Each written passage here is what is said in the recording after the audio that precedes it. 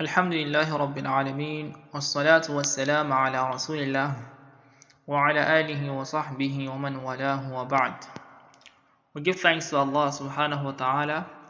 We praise Him, we adore Him, we send salutations upon the noblest of mankind, Muhammad, the son of Abdullah, his household, his companions, and those who tread their footstep to the day of recompense. We ask Allah subhanahu wa ta'ala to count us amongst them. I welcome everyone back to our explanation of Tuhfatul faal, and I apologize for the log absence. So in the last episode we explained Idgaamul Mithlayn wal mutaqaribayn wal mutajanisayn. I'm going to be re-explaining that because the last episode was not so clear. So inshallah I'll be re-explaining Idgaamul mutamathilayn wal mutaqaribayn wal mutajanisayn.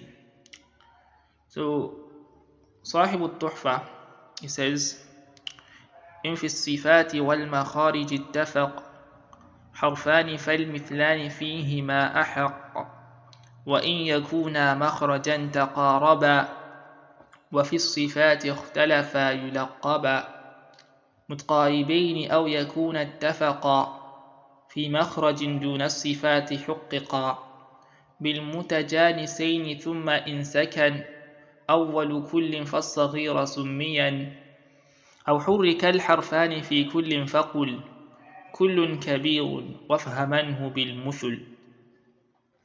So we'll take a literal translation of this bayt, this abiyat, these lines of poem from Tuhfa before we explain, inshallah. So if you've not listened to the previous episodes, so try to listen to them to understand this episode better. So we discussed Idgaam under An-Nun Sakina and At-Tanween, and we discussed Idgaam also under Al-Mim Sakina.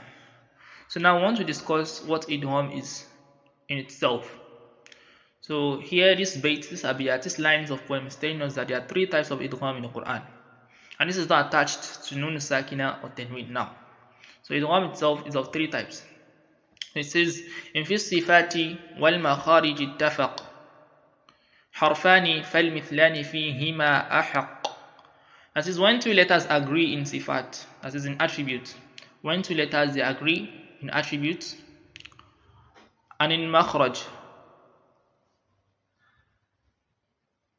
In fi sifati wal makharij ittafaq. That is, if two letters agree in attribute and in their places of articulation, that's where they are produced in the body, where these letters are produced.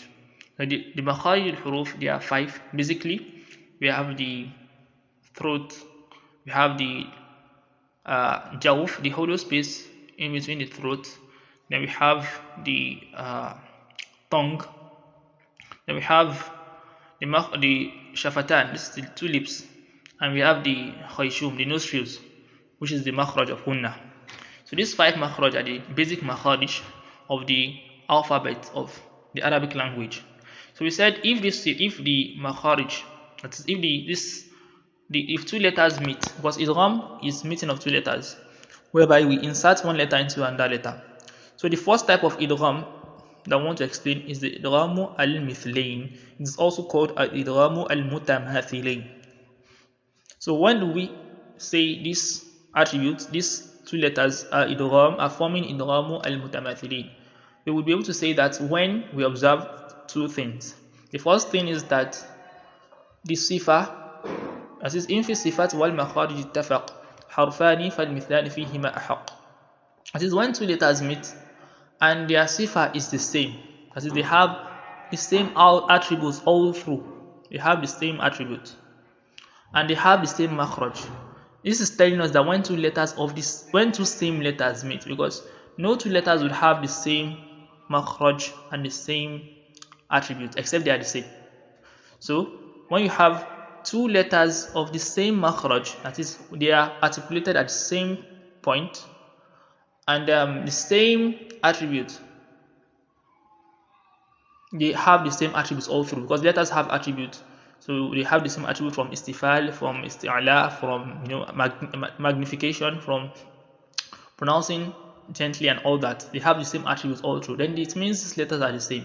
So when they meet, now one is taking kasra and the other is taking haraka in the way of has, then you have you have it to be idgamu al-mithlayn. For example, is what?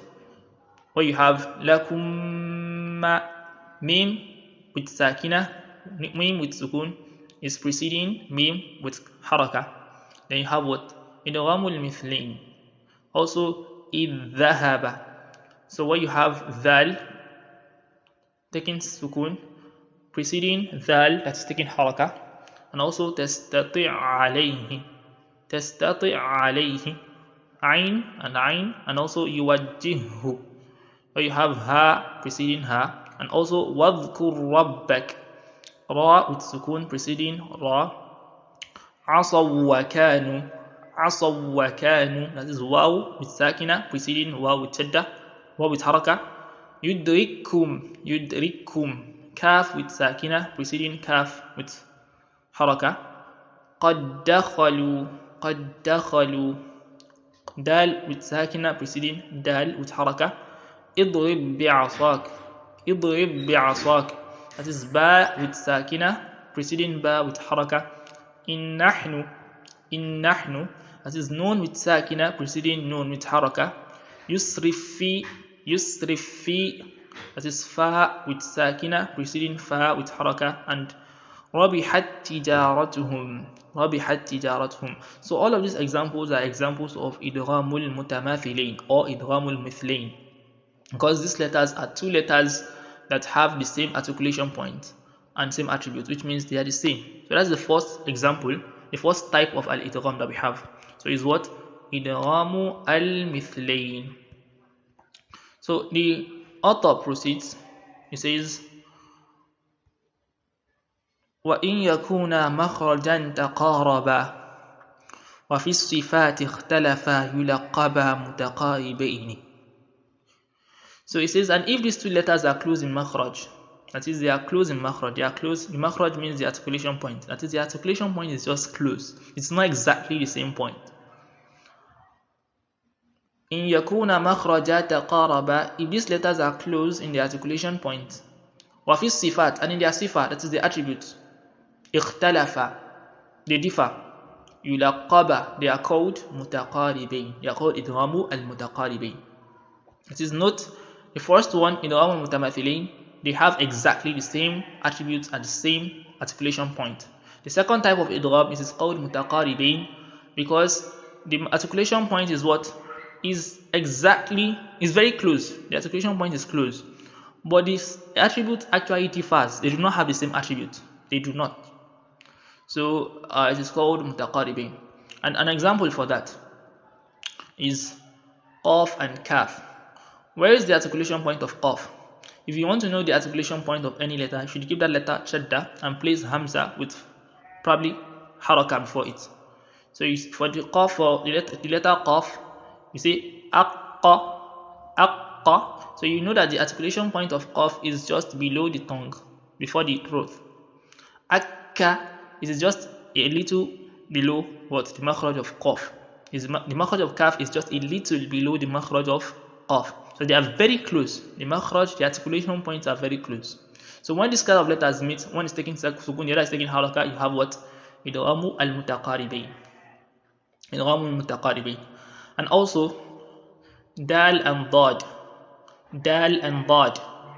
adda and adda. So dal's makhraj is above, it is at the tip of the tongue, close to what? The upper part of the mouth. And the makhraj of dad is the hafa to the side, it is the side of the tongue, which is quite close to the makhraj of dal. So faqad dalla. But this actually is not it's not from the examples in the riwayah of Hafs. In the riwayah of Hafs, yes. So we would not take that as an example for the riwayah of Hafs, because we are learning with the riwayah of Hafs. So another example for mutaqaribain is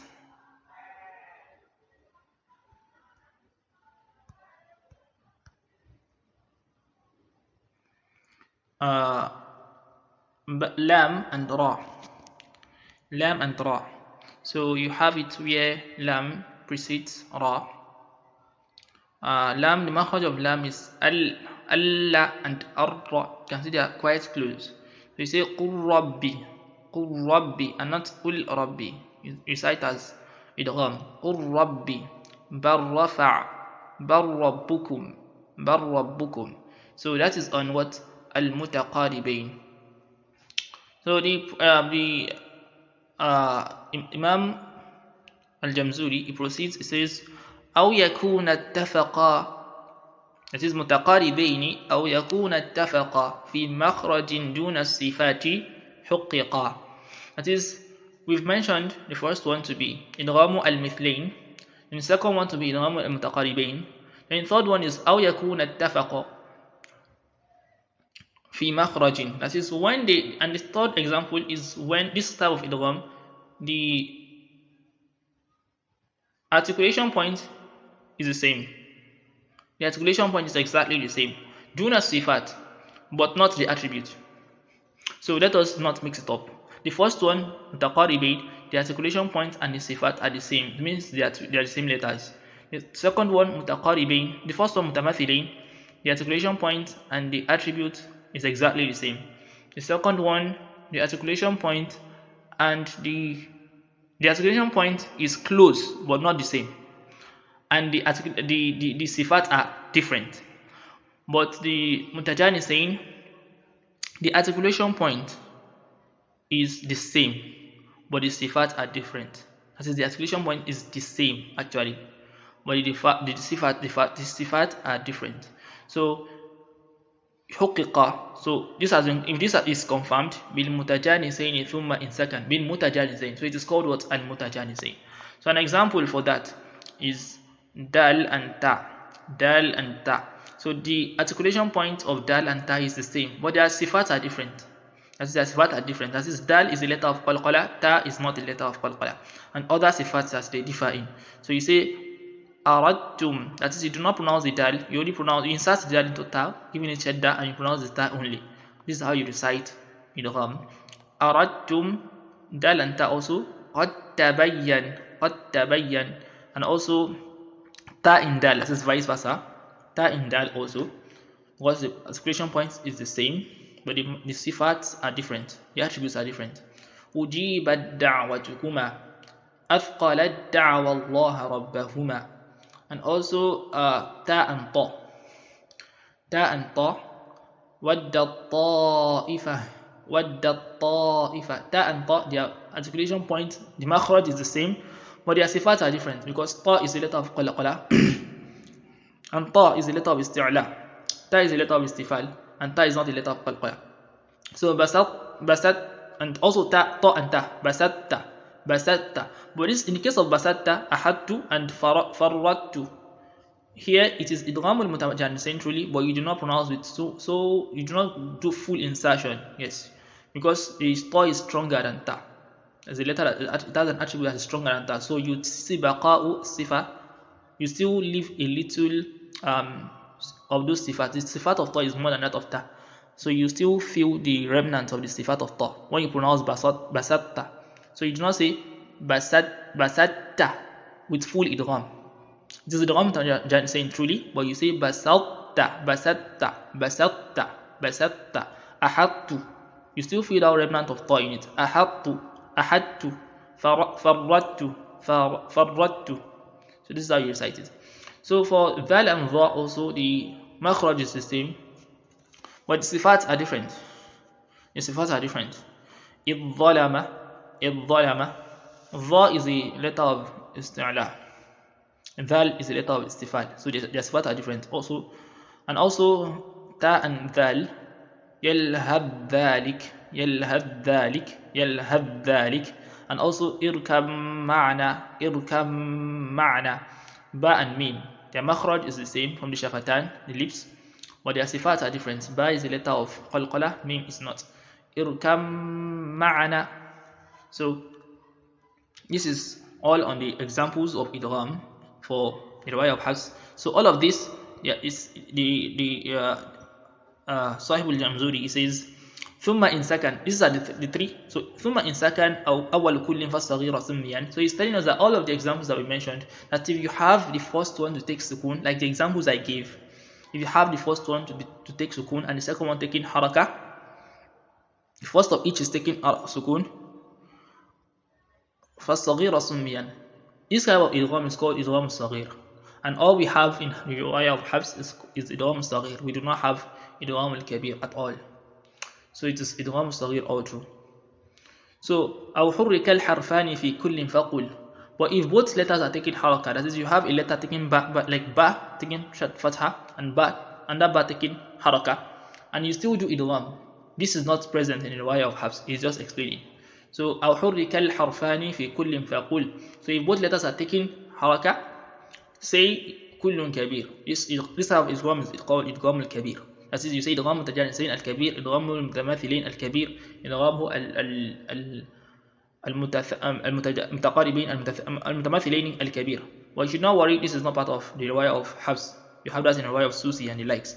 وَفْهَمَنَّهُ بِالْمُثْلَيْنِ. You should understand everything with the examples that he has set forth. So alhamdulillah, I've explained that with examples. We ask Allah subhanahu wa ta'ala to make this beneficial. Subhanahu wa bihamdik.